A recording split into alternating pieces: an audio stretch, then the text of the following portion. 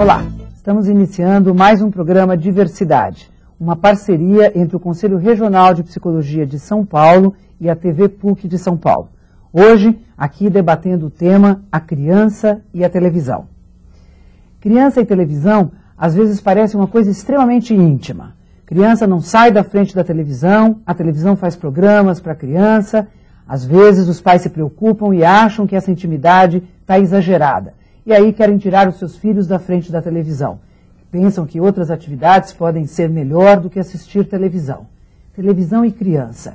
Qual será a relação ideal entre televisão e criança? É isso que nós hoje vamos debater e estamos recebendo aqui para debater essa questão o Eugênio Butti, que é jornalista e crítico de televisão, além de autor do livro Ética e Imprensa. E estamos recebendo também Maria Rita Kell, psicóloga, psicanalista e escritora, autora do livro Ética e Psicanálise. Eu queria começar pedindo que você avaliasse a televisão que temos.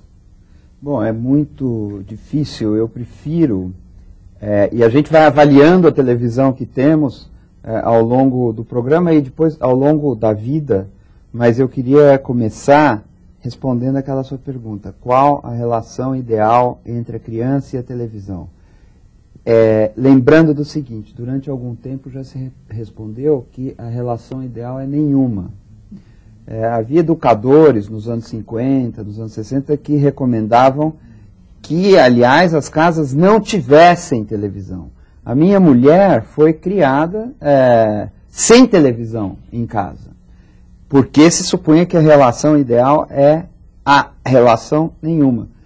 E eu acho que é uma boa ideia, não a gente suprimir todo o contato da criança com a televisão, mas é uma boa ideia a gente hoje fazer um balanço dessas hipóteses, o que aconteceu, como é que a gente pode controlar a gente mesmo, a criança mesmo, a sua relação com a televisão. E aí? Você partilha dessa ideia, Maria Rita? É nenhuma a relação que a gente deve buscar? Nenhuma, acho que é impossível. Você não pode deixar a criança fora do mundo. E o mundo hoje, o que acontece no mundo é organizado pela televisão. Então, deixar uma criança sem televisão privada mesmo é uma crueldade com a criança. Quer dizer, como é que ela vai se integrar com as outras crianças? Como é que ela vai acompanhar certo tipo de lógica que sem a televisão você não acompanha? Não acho que seja isso. Mas há muitos, acho que há uns 15 anos que eu venho dizendo que a televisão tem que ser dosada para a criança em doses que os pais não fazem mais. Tipo, vamos assistir esse programa de tal a tal hora, a família assiste ou a criança assiste, agora desliga e vai fazer outra coisa. E o fazer outra coisa é onde a criança vai desenvolver todas as outras capacidades, digamos assim, que a televisão não vai ajudar a desenvolver. A televisão vai ajudar a desenvolver uma capacidade importante, mas que sozinha não vale nada, que é rapidez. Rapidez de resposta, rapidez de compreensão de um estímulo fácil de compreender, rapidez de atenção, passar daqui para lá, atenção. Mas a rapidez sem aquilo sobre o qual a rapidez pode operar, ela não vale nada. Ela cria só uma criança ansiosa. Mas as crianças hoje assistem televisão o tempo todo. A televisão é como se fosse uma música de fundo. Elas fazem a tarefa da escola, elas dormem com a televisão ligada. Como é? Que televisão é essa que essas crianças estão assistindo? Essa história da criança com a televisão, é claro que é impossível você suprimir completamente o contato da criança com a televisão, e é claro que não é desejável. Eu, pessoalmente, adoro televisão, acho que é possível coisas muito interessantes aí, sem dúvida. Mas por que a criança é inteiramente cercada pela televisão, como música de fundo? Primeiro porque em muitas casas no Brasil, em muito mais casas do que se pensa, isso deveria ser medido com mais exatidão, há televisão nos quartos das crianças. Há televisão no lugar onde se almoça e se janta.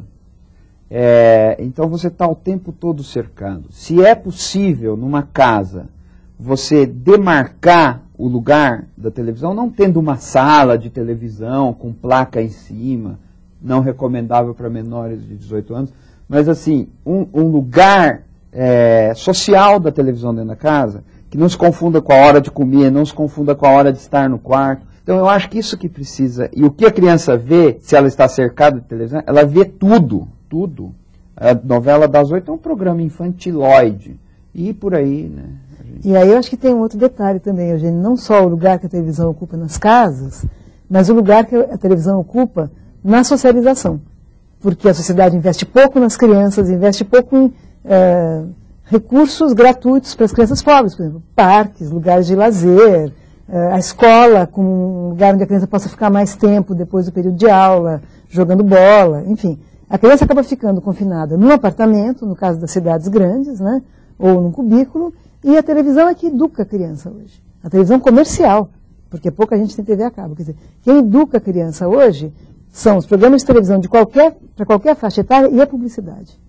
E por que é que a gente tem tanta televisão no momento da nossa sociedade? Por que tem tantos espaços da casa? Por que ela está tão presente nas nossas vidas? É consumo? É porque interessa consumir televisão? É porque roda dinheiro com os comerciais? Por que tanta televisão? Bom, nós vivemos numa sociedade, e pode-se dizer, num estágio X da civilização, talvez um estágio XXX da civilização, que designa pornografia, né, em algumas catalogações americanas. Agora, nós vivemos num estágio tal da civilização que é ancorado pela imagem. Todas as indústrias, todas as atividades confluem para a produção e para a deificação da imagem. Tudo apela para os sentidos, sobretudo aquilo que apela para o sentido do olhar.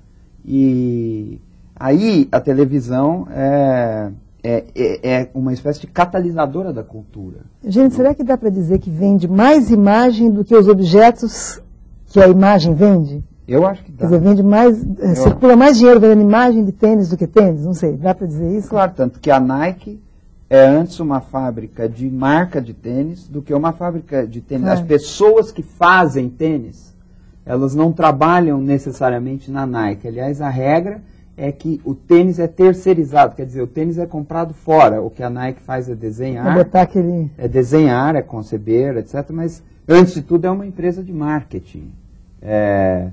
Ela pensa marketing. E isso a gente vê em tudo. A indústria do tabaco é uma indústria de propaganda. A NASA, antes de ser uma agência científica, é uma agência de marketing. A imagem é o êxtase da mercadoria e é o êxtase do consumo. As pessoas consomem imagem também, sem dúvida. Por isso a televisão é o catalisador, o cinema, mas o padrão geral é o do espetáculo mesmo. Isso do lado de quem produz, né? Eu estou pensando também, Ana, que do lado de quem, por isso não dá para privar a criança da televisão, eu acho que do lado de quem, do consumidor de imagem, você ficar fora desse mundo que é organizado pela imagem é como ficar fora do mundo. Quer dizer, a imagem organiza o nosso sentido de estar no mundo. As coisas estão acontecendo onde há a imagem da coisa. Por exemplo, é muito comum você ver, vamos dizer, uma administração de uma cidade qualquer, né? Ela botou uma creche do lado da casa do cidadão, mas aquela creche não apareceu na televisão. Esse cidadão que está com os filhos nessa creche é capaz de dizer, não estão fazendo nada. Por que ele diz não estão fazendo nada? Porque ele ele não vê confirmado na imagem televisiva aquela obra da qual ele se beneficia. Exatamente. Né? Então ele fala, não está acontecendo nada. Na hora que ele vê na televisão pode ser uma mentira, mas daí está acontecendo. Pode ser uma fachada. Só acontece quando acontece. Isso no Brasil é muito marcado. E há prejuízo nisso? Porque vocês estão me dizendo que há uma forma que a nossa cultura tomou hoje, é esta forma da imagem. Há prejuízo? Olha, eu estou convencida que há prejuízo, principalmente de dois recursos humanos, vamos dizer, que são essenciais para fazer a civilização frutificar, não ser uma civilização achatada, e a democracia funcionar, que é a capacidade de conviver com o outro que é diferente, que exige negociação, acordo, renúncia de gozo, enfim, que ao contrário desse gozo imediato que a televisão convoca. Então essa capacidade de conviver com a alteridade, você pensa que a televisão está nos pondo diante da novidade, do diferente o tempo todo? Não, ela está nos pondo diante de um discurso único. É com isso que a gente vai convivendo. Quando aparece um discurso que quebra esse discurso único, a gente sente angústia. Então, eu acho que há prejuízo da nossa capacidade de conviver com o outro E há prejuízo da nossa capacidade, e acho que isso a Eugênio pode falar bem também, de desenvolver um raciocínio abstrato. Um raciocínio abstrato para compreender o mundo, para projetar alguma coisa, para ter algum tipo de esperança com algum fundamento, que não seja uma esperança absolutamente fantasiosa. Quer dizer, essas capacidades eu acho que estão sendo muito achatadas na civilização da imagem. Diga lá, Eugênio, que prejuízo é esse da capacidade abstrata? É claro que não é para pôr fogo na televisão, como já se pôs fogo em livros, etc, etc. Mas é fundamental pensar nos problemas gravíssimos que estão relacionados com a presença da televisão na nossa cultura. É fundamental ser implacável na crítica à televisão. E a perda do exercício da abstração é muito sério na nossa civilização. Nós somos uma civilização da imagem, o que significa dizer que nós somos uma civilização do sensível, do mundo sensível. Quer dizer, uma civilização que lida com a realidade a partir dos estímulos que ela ocasiona nos nossos sentidos, na audição, na visão, no tato, etc., no gozo do corpo. Então, quando a gente pensa no pensamento, que é algo que precisa ultrapassar o registro desse mundo sensível, a gente nota que não há muito lugar social para isso. O pensamento é aquilo que começa quando a gente fecha os olhos. É muito interessante. Quando você pensa em Platão, que dividia o caminho do conhecimento em duas fases, pelo menos. Uma fase que é o do mundo sensível, que é a opinião, né, a doxa, e a outra que é o conhecimento propriamente dito, a episteme, que vem quando você começa a pensar, se afastando, portanto, dos seus sentidos. Nós vamos ver que, para os gregos, a episteme ocupava um espaço que claramente não ocupa para nós. Pensar de olhos fechados é uma dificuldade. A criança está precisando o tempo todo ver. Ela não fecha os olhos para pensar. Então, esse exercício, a televisão, não é que ela inibe, ela proíbe totalitariamente. Totalitariamente. Isso é muito sério. E aí, partindo dessa ideia, Maria Rita, televisão e escola são duas coisas que não combinam? Seria desejável, não que não combinasse, até que combinam. Né? Tem professores que acham que é uma mão na roda. Você bota um vídeo lá, a classe que está indisciplinada, dispersa, etc., fica vendo. Mas é aí que eu acho que começa o problema.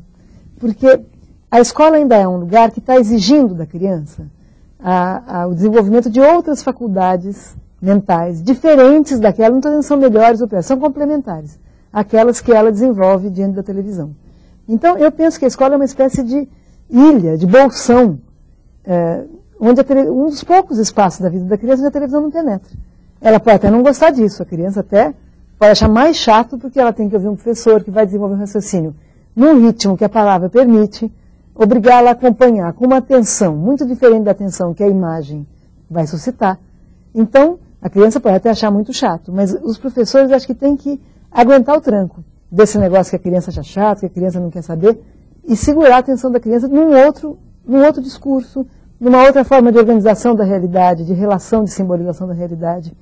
Porque a televisão não pode ocupar até esse espaço, com a facilitação que ela oferece. Que a realidade fique toda organizada pelo imaginário, e não pela capacidade de simbolização que vem pela palavra. E a palavra tem outro tempo. Ela tem outro tempo. Ela não tem a capacidade de condensação que uma imagem tem. Quer dizer, uma frase se desenvolve no tempo. Do começo ao fim, eu preciso de minutos. Né? Não dá para fazer pá! E apresentar uma verdade, entre aspas, para a criança, com essa força de verdade que a imagem tem. E considerando essas questões, a gente poderia dizer que existe algum tipo de televisão mais adequada para a criança? Maria Rita? Não, acho que certamente sim. Eu acho que a parte lúdica na televisão para a criança é muito interessante. Informação, quer dizer, tem criança que acompanha o telejornal, se interessa, e é bom que o telejornal seja muito honesto, porque está pegando um público em formação. Né? Agora, a minha questão principal não é tanto com isso, com o conteúdo. A minha questão principal em relação à criança é a dose. Quer dizer, que a criança tenha muito contato com o mundo que não seja mediado pela televisão. Muito contato com o outro que não seja mediado pela televisão. Muita necessidade de pensar o mundo, elaborar o mundo, e muito contato com a palavra escrita, enfim. Acho que isso é importante. E a gente fala de TV educativa, né? toda TV é educativa ou deseducativa, ou a gente tem alguma especificidade no que a gente poderia chamar de educativo? Eu acho que esse conceito de televisão educativa contra uma televisão não educativa é um conceito que tem caído num certo desuso. Há uma mescla de entretenimento com educação. Eu não gosto pessoalmente muito dessas coisas, porque na verdade o que existe é um mercado crescente nessa área da educação. E existe esse mercado crescente vem junto com ideias ótimas como educação à distância, etc., mas já apropriadas pela ideia de mercadoria da educação à distância e assim por diante. Então o conhecimento não pode ser chato, aí ele vira um joguinho, né? O show do milhão pode ser divertido, mas ele não é conhecimento, claro, né? Ele é o próprio conhecimento inútil. Qualquer coisa no Silvio Santos vira conhecimento inútil, porque não é o conhecimento a partir do qual algo se dê. Tudo é curiosidade. Mesmo assim, quem deu o golpe militar no Brasil? É uma pergunta que vem lado a lado com quantas cabeças tem uma minhoca. Elas estão em pé de igualdade, elas ocupam o mesmo tempo e às vezes o sujeito ganha 1 milhão porque acertou a minhoca. E a pergunta de quem deu o golpe militar pode ser aquela pediu ajuda para os universitários que não sabiam. E os universitários não sabiam, né? Pediu ajuda para os universitários. Então, aquilo não é cultura, no sentido de... cultura do consumo, mas aquilo não é educação, aquilo não é pensamento, aquilo não é conhecimento, aquilo não admite um diálogo entre o que se elabora e o que se vive, aquilo não emancipa. E a educação existe para emancipar. Pelo contrário, aquilo aprisiona. Depois você vai na loja e compra um joguinho com a cara do Silvio Santos ali, põe na mesa e fica brincando de televisão sem televisão em casa, jogando show do milhão. Mas olha, quer ver um programa que eu acho educativo na televisão? Eu não sei nem como é que chama mais. Era um programa da MTV de discutir sexo. Esse é um programa educativo. Pode ser. As crianças se envolvem, criança mesmo, porque hoje em dia não tem mais faixa etária para você se interessar por sexo. É tratado com certo respeito, não é na cama com fulano, entendeu? Apesar de que tinha uma cama lá, mas enfim. Se discute preconceito, se discute camisinha, se discute contracepção, se discute prazer. Ali é educativo. Forma uma geração para uma relação menos pornográfica com o sexo. Não, mas aí esse negócio do educativo, o que a gente precisava considerar como uma sociedade brasileira que nós somos, é que a televisão é uma instituição social a quem cabe uma responsabilidade educativa. Então, a responsabilidade, isso muda o jeito de pensar a televisão. Não é que das 3 às 4 você tem um programa educativo e depois das 4 às 6 você tem um ratinho lá. Que a responsabilidade educativa precisa existir para o programa chamado educativo e para o programa que não é educativo. Cada programa, cada publicidade, cada peça de propaganda deveria ser cobrado por isso. A instituição social da televisão educa ou deseduca. As crianças com 1 ano de idade, antes de aprender a falar, já começam a ver esses negócios de Teletubbies. Teletubbies é aprendizado de consumo para crianças que não sabem falar. Serve para isso.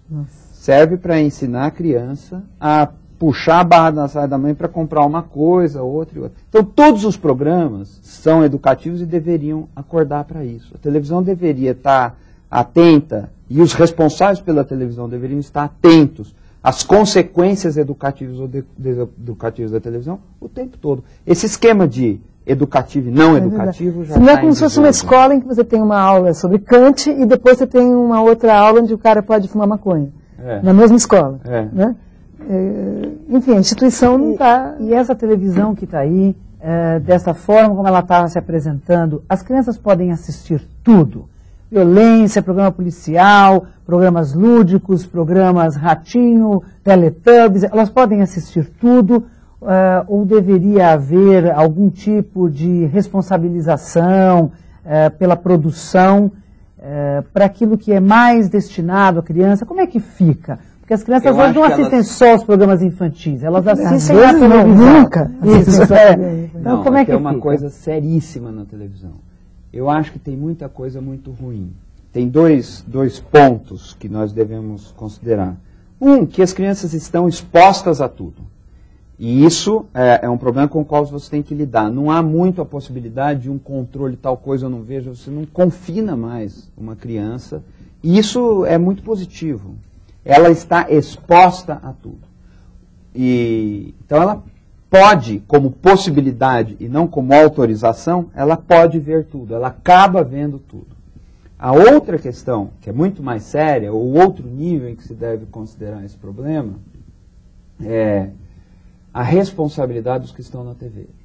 Eu estou convencido de que os donos, os diretores e os gerentes das televisões no Brasil oferecem para os filhos dos outros o que eles não ofereceriam para os seus filhos.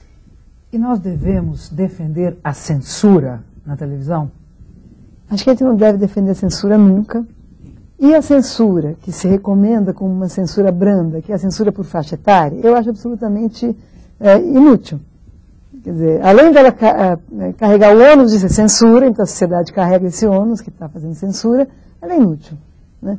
Inclusive porque o tipo de coisa que se classifica, por exemplo, os filmes que passam no Canal Brasil, se você vai olhar lá no boletim da NET, aparece não recomendável, cenas de sexo e violência. E esse filme pode ser, por exemplo, Dois Córregos do Rauschenbach, que tem lá um militante político que se refugia numa fazenda. Aí você vai ver os filmes que passam na Fox, ou sei lá onde, e não tem nada. Sei lá porque quem selecionou aqueles filmes não botou. E o principal problema, eu acho que não é nem pornografia. Na verdade, a censura por faixa etária tende a botar a pornografia explícita, sei lá, programas de telesexo, para madrugada. Agora, não tem nenhum problema com a obscenidade da violência dos enlatados americanos que vêm para cá. Que, no mínimo, você vai dizer, não vai ter uma reação mecânica da criança sair de lá querendo estourar miolos dos outros, mas, no mínimo, ela começa a se acostumar com esse padrão de linguagem, com esse padrão de resolução de conflito. Né? E com essa falta de nuance em que o conflito é visto entre um polo de mal absoluto que justifica que outro polo de bem absoluto cometa barbaridades. Quer dizer, essa lógica começa a atuar na sociedade. Né? Quer dizer, isso aparece em qualquer horário, porque não é pornografia... Isso não é só para as crianças, né? A cabeça do presidente Bush é exatamente assim. A cabeça do presidente Bush, ele foi educado com televisão. O presidente Bush é uma prova corpórea de que a civilização é adolescente. Porque as coisas que ele diz e o jeito que ele conduz discursivamente... E a incapacidade de elaborar abstratamente uma situação complexa. Claro, o mal, o bem, é o que ele está produzindo. Os heróis. E existem formas hoje de construção de um certo controle social sobre a qualidade da televisão? Grupos, TV, por exemplo, é um grupo que se propõe a uma construção de um controle da qualidade? Olha, o TV aposta numa única forma de controle de qualidade, que é a tentativa de criar um público crítico. Quer dizer, não é um comitê de senhoras de Santana que vai assistir e dizer o que é bom e o que não é, ou sei lá de quem, ou de notáveis, ou de intelectuais, nem nada. É tentar formar um público crítico, desde a escola. Né? O TV só é um grãozinho nisso. Conta um pouco essa experiência, para a gente ter uma ideia de como são essas experiências. Não existe só o TV, mas como é a experiência do TV? O TV, a experiência é muito pequena, na verdade, porque nós somos um grupo pequeno com alcance pequeno, né? Mas o mais importante na experiência do TV, talvez a gente possa falar disso também, foi quando ele surgiu, ele fez uma espécie de... Ele serviu como sinalizador de uma insatisfação e de uma demanda social tremenda. Quer dizer, eu acho que a gente não tem nem estrutura para responder a essa demanda. A quantidade de coisas que chegavam a nós, chegam ainda, mas principalmente no começo, que parecia que podia ser uma coisa muito maior. Agora a gente tem dificuldades, é uma ONG, tem seus limites e tudo. Mas a quantidade de denúncias, de pessoas pedindo para a gente discutir em escola, discutir em faculdade, discutir com criança, denúncias de espectadores descontentes que estavam chocados com alguma coisa que viram e queria que a gente encaminhasse alguma forma de protesto. Eu acho que o TV já teve uma mínima influência, um mínimo efeito na sociedade, de fazer com que os próprios donos das emissoras, sensíveis ao Ibope e não a causas éticas, ficassem com medo de que esse começo de alarde a respeito do baixo nível da televisão atingisse a sua audiência. E aí, tivemos alguma melhora de qualidade na televisão que produzimos com esses movimentos, com esse despertar para a televisão? Para a crítica à televisão? Localizadamente, há bons programas. No padrão geral, a televisão piorou muito. Ela piora vertiginosamente. Piora porque as pessoas acham que é uma consideração de ordem moral. Piora porque tem mulher pelada, porque tem sangue, violência, apelos fáceis. Não é bem isso. Ela piora porque ela tem sido menos imaginativa, menos complexa, e está numa lógica de autofagia que busca efeitos cada vez mais imediatos. A televisão precisa render audiência hoje, não pode esperar até amanhã. Nessa lógica, considerando que houve um aumento de competição entre as emissoras no Brasil, só o que se consegue é oferecer o que o outro já oferece com uma dose maior. Tenha mais por menos. Ele te oferece 2 mulheres peladas em 5 minutos, aqui você tem 3. Sabe uma coisa assim? A lógica é combater o feio com o mais feio de forma mais concentrada, aumentando a dose. Não há tempo, na lógica comercial, de educar o público para um programa diferente. Isso é feito em horários mais ou menos marginais, pelas bordas. Aí que entram esses programas que a gente acha bom, mas se você pegar horário nobre, o final de tarde com esse sensacionalismo absurdo que tem acontecido nesses programas de humilhação dos mais pobres e tudo, é muito lamentável. A televisão realmente piorou e a explicação é essa, piorou por causa da tirania da competição comercial nos moldes em que ela acontece no Brasil. Bem, o problema está colocado. A gente espera ter contribuído na reflexão. Eu quero agradecer a Eugênio Butti, a Maria Rita Kell. Com certeza, as nossas perguntas a partir de hoje serão outras. Obrigada e até o próximo Diversidade, onde vamos discutir as vítimas da violência.